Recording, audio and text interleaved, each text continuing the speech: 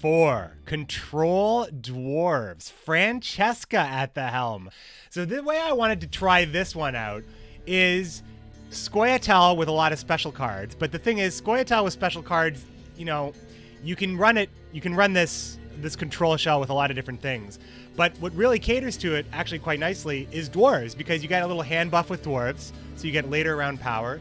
You get dwarves that work with, do I have the pyrotechnicians in here? They work with the, with traps, and I have a couple. Well, I have 4. I have enough for Yorveth's Gambit, which is my big tutor in this deck, right? So, I can play this twice with FRANCESCA as well, making the first round just like a nightmare for my opponent to navigate, while I'm doing all the other good things, like, you know, setting up my Johnny and Sarah because I'm playing a bunch of special cards. You know, I've got my Dwarven Skirmishers and Agitators and Pyros for value. Mahakam Defenders are probably going to get boosted all the time. So, what boosts them, though? Is this good to be in here? Oh, the Dwarven Agitator boosts them. I'm going to leave them in because I'm not going to do it.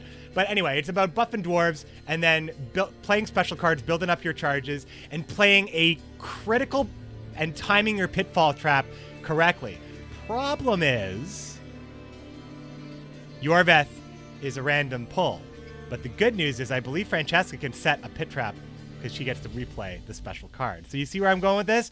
Lots of sneaky, slimy control with a little bit of dwarf spice. On Fight Night here on Monday, the last day of the PTR, my opponent is Gulo X2. And I'm pretty sure he's going to be running Skellige. Now, I'm no Gulo expert, but I'm pretty sure the dude with 5,000 Skellige wins is going to be running Skellige. As we're off to the races once again, this is FRANCESCA Dwarf Control.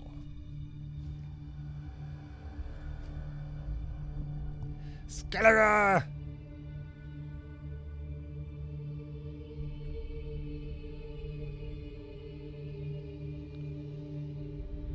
What's the number in the top left of the leader cards? That is the amount of mulligans they get if they don't go first. Not super clear right now. So what's going to happen is you're going to see what happens on the screen here. So I only get 1 mulligan with FRANCESCA because she's very, very strong. And if you go first, you get a bunch of advantages, like the tactical advantage and an extra mulligan. I can only mulligan 1 single card because FRANCESCA's ability is so powerful. And I'm not mulliganing. So what do we have going for us in a long round? We have Gabor, who is immune, that gets boosted every time we play a dwarf.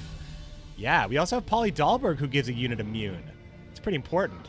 We have Dwarven Mercenaries to get charges each time I play a dwarf, so I'll be leading off with these guys. We got a little hand buff here in the Dwarven Agitator, so that'll go on a Mahakam Defender, which will become an engine at that point.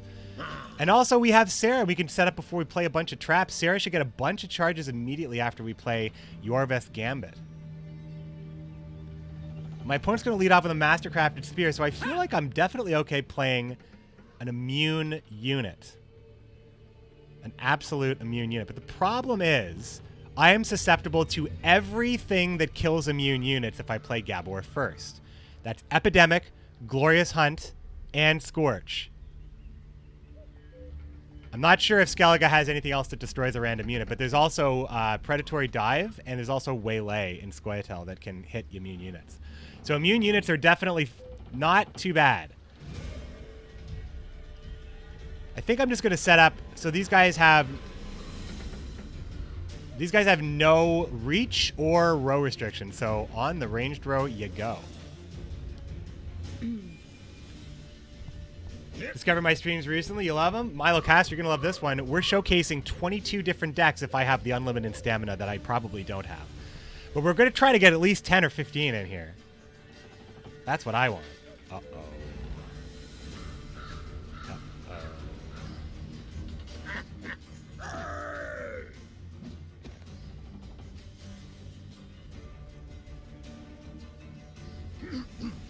Okay, so Now it's very hard to compete with his board because he has 3 to 4 damage every turn he can do to me, and it only ramps up from here. And everything I play just feeds his Sihil.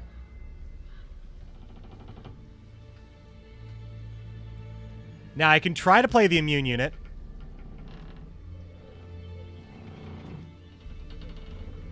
I think that's my only chance to actually fight for this round. Otherwise, I gotta go. So on ranged, Gabor is an immune dwarf that boosts. Now, immune is very good against Croc because he can't damage me. And since he wants to damage things and not destroy them, he might not actually have the tech needed to kill Gabor. It appears like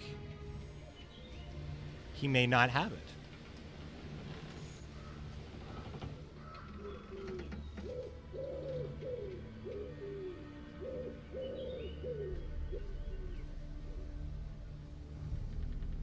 If only I could give Sarah Zeal, that would be so important to me.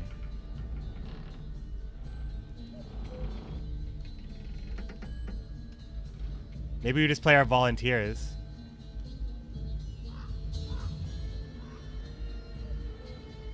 The thing is, like, once I give him things to kill, I'm just scared about giving him things to kill.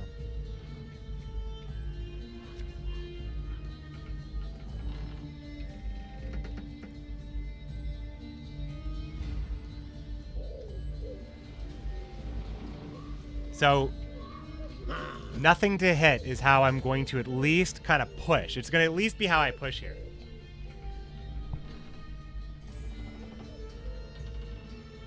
Now, Yorvith Gambit, I can play again with Francesca. Unfortunately, I don't have 2 additional traps to play for my thing. Do I have anything to remove artifacts? Yeah, I do. I do, but not on me. Unfortunately. But I run artifact removal, and, well, artifact removal is cheap for Squirtle, but only if you run elves. So I may have actually just put bomb heavers in or not put... It's a control deck, so I probably put 2 bomb heavers in. Oh, he's going to let me have it here. So I take it with the Mohawken Volunteers. I got the 6 points and the thinning? No, I don't. Because it's a melee card, and I put Gabor in the wrong spot.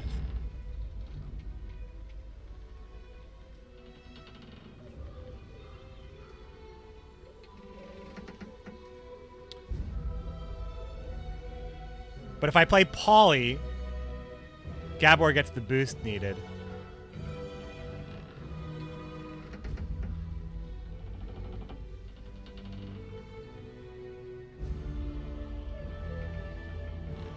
Yeah, Polly, it sucks. Polly's a really good card to use, but... So it doesn't matter where I play Polly. It doesn't matter where I play him. The boost happens here.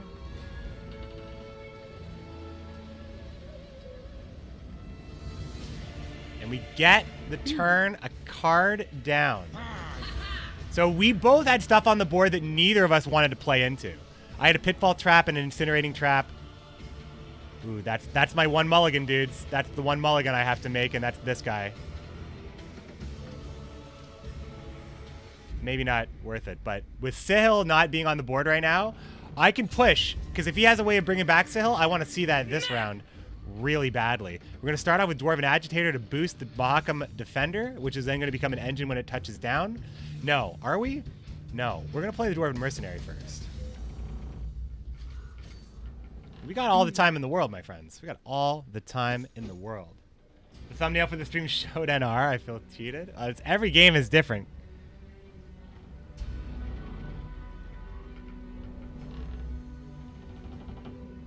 Play the Agitator on the melee row and hope it survives long enough for... So, like, knowing that dwarves are important on melee is important in matchups if you want to ever stop this from being, like, just a really good thinning 6-point play.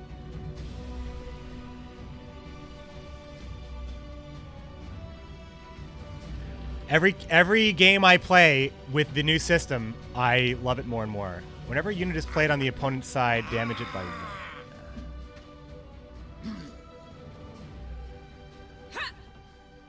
That sucks. That means this is going to come down boosted if I play it on melee, so maybe I don't.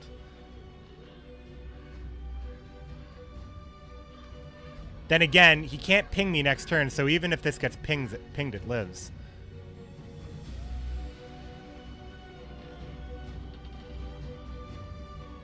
So Synthesis is also really, really good, by the way, guys.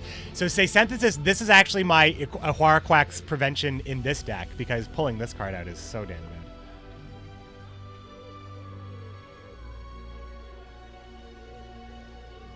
I think it's Agitator to buff one of the... Oh, fuck, ranged. I'm like, melee, we need a dwarf on the melee row. We need a dwarf on the melee row. Ranged. Shit, guys. Very tricky. Gotta be very tricky. I was so concerned about putting dwarves on the melee row. I just didn't even read this part. So, that was very oh no, but you can see where I'm coming from, right? You called that as well? You called that I was gonna do that?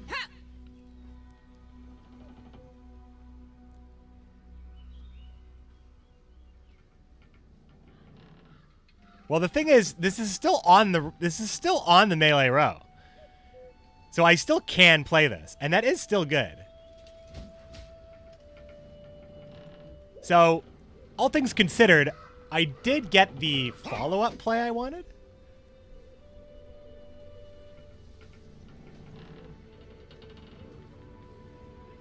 I'm saving those charges on a mercenary. As long as I don't see 2 pings on the board, I'm going to save them.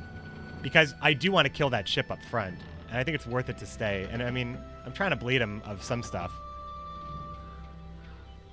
Gulax is a great guy. Gulax2 is one of the best dudes to ever have in a Twitch channel. Alright, he is going to kill it. It's unfortunate I missed an opportunity, I guess. But I'm actually just trying to play, like, my low commitment stuff here. Meh! What are my special cards looking like here? I mean, I do have Pitfall Trap. I believe... No, it's an artifact, not a special card, so it's not something I can play. In fact, I didn't really draw very many special cards, did I? In fact, Sarah's real bad. I should play her. But I should play this first.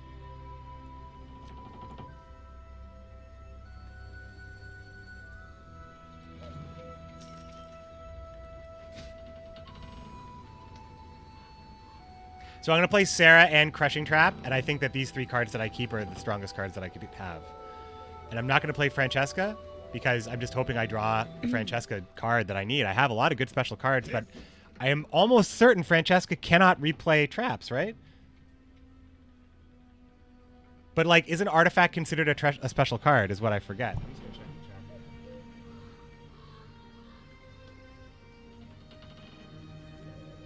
Sahil and New Gwent, Sabbath and Old Gwent. Kind of. Axeman Bloodthirst, shorter round will benefit us? Yeah, I mean, I'm thinking like that. You hate Greatswords more in this version than live version? Ah, it's easier to remove it. It's easier to remove it. It actually feels like a setup play.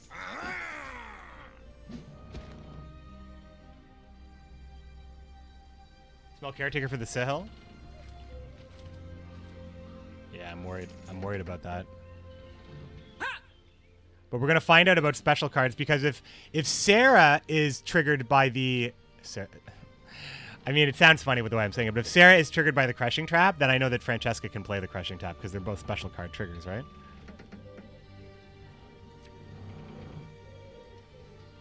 But now I'm just bleeding because I think I have 3 good cards here.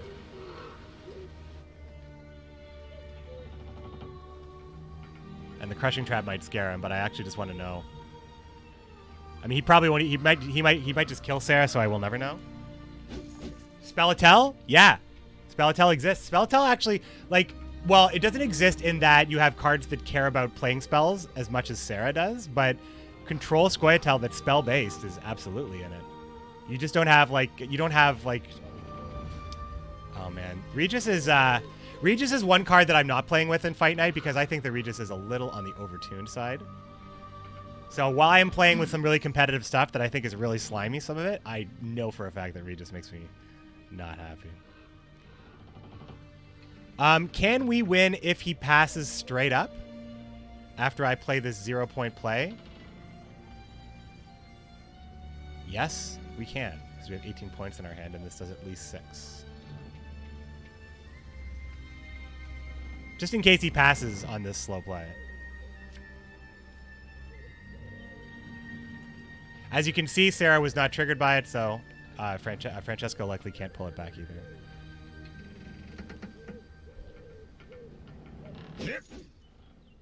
There's really no need for him to even think about hero passing anyway, because he's got 5 cards in his hand. There's some artifact destruction. All right. Probably good that I'm seeing this now. All right, so we have our work cut out for us, guys. We have great cards, but fewer cards. But we also have a great, great, great leader ability. So we just have to hope that we have what it takes. As Francesca passes the round here. The mighty end crate. So are you played Regis? Nah, you can play Regis. I wanted people to play competitive stuff because I wanted to see how strong these are. Good removal. Fine card. That card is probably dead, but I can't do anything about it, right? So these are my leadoff plays, I guess. I need to play Glorious Hunt before I play Synthesis. I can only destroy an allied artifact.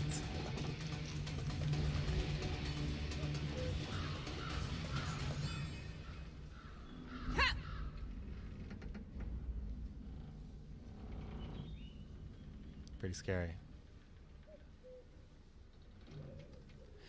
I just can't play Glorious Hunt before Synthesis. I'm not super worried about, because the way he passed on, I think that Synthesis is going to be pretty, I'm going to probably keep this, but I need to play Glorious Hunt and get something good from it. So this only cares about, well, I want to get higher, I want to get a Greatsword, but a Greatsword would, well, I could kill this now. Honestly, I could just kill it. He's going to get a lot of value out of this if I don't... You know what? This is actually, I think, correct. Because it's not going to kill a boosted unit. It only kills base. So I think this is actually fine. I'm going to give him nothing to work with and hope that that's enough. Callum Mabrew, what's going on? You joined at the right time playing against the King of Skellige. Oh, yes, I am, Callum Mabrew. And there's only one person ahead of you as a sub, Quantum Mechanic. There's only one person ahead of you if you wanted to play Callum Mabrew. However, there are 7 mighty warriors waiting in the wings after this list is over.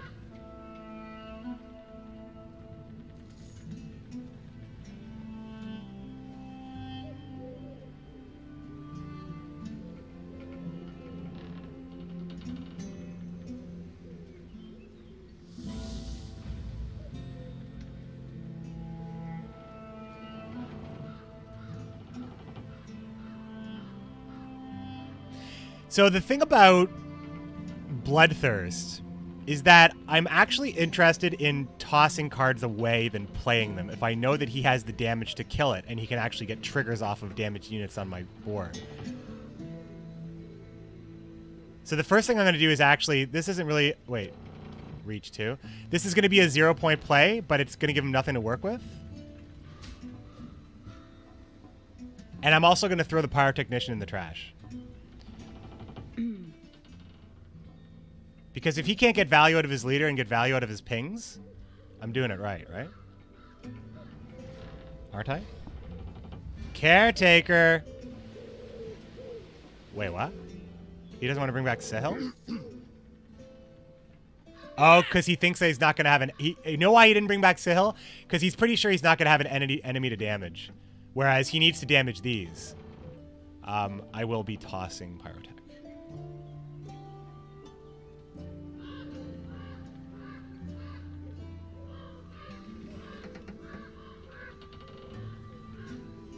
This is random enemy unit too, so Saskia can actually be hurt by Synthesis. Sorry, Saskia can actually be hurt by the skulls. I'm not going to be able to really use Francesca, am I? Did I even play a special card? Oh, Glorious Hunt. Glorious Hunt is the card, and that's a good one. It is a good one when there's a 5 base strength unit on the board.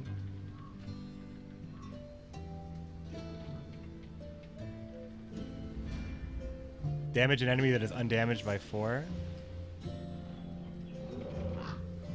All right, I think I'm gonna play Glorious Hunt with Francesca and then play Synthesis. No, because you can still hurt Synthesis and I get no benefit out of it. There's no, even though she's immune, it just means that it can't be hurt by him.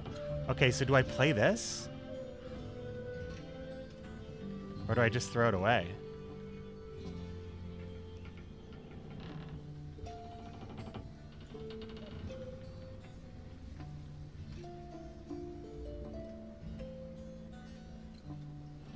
I'd sooner just... the bloodthirst, though. I think I probably have to commit the Mahakam Defender now. Because it is a 7-point play. It just enables all of his stuff. But I mean, the alternative is just not playing, right?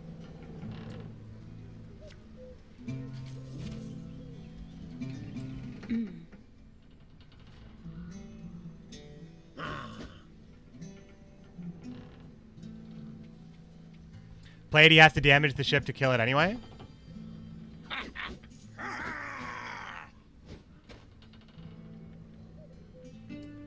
It's true, but he'll get the boost, right? He'll, like, stop the boosts.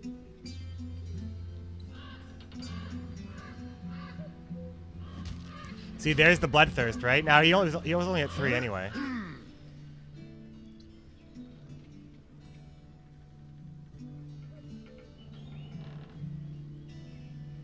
Yeah, there's like really nothing we can do, right? Doesn't feel very good. Somehow we only, I mean, we can't use this because there's only one, like the trap that's left in there isn't going to be enough to help us win.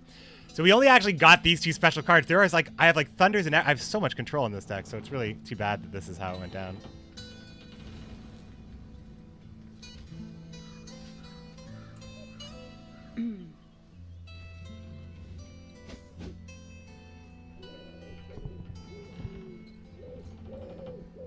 Doesn't matter if it's a tactic or not, it's a special. FRANCESCA isn't replaying spells, she replays specials.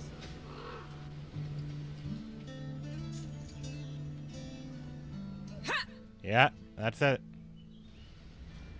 That's all we got, that's all we got. No, I mean, where are my Scorches? Where's my, like, holy shit. Unfortunate, unfortunate. But it's okay, I think that's very Gwenty. I think that FRANCESCA has such a strong ability, only having 1 mulligan is just, that's kind of like, you kind of have to make that trade, like being able to play 2 Scorches in a single turn or something crazy like that. You got to make that. You got to really, really make her unreliable just to like balance out her win rate, I think, because like being able to have that ability at the same cost as everybody else having their leader ability, you got to do it. Gulo playing Croc on Crate like the pro I know he would.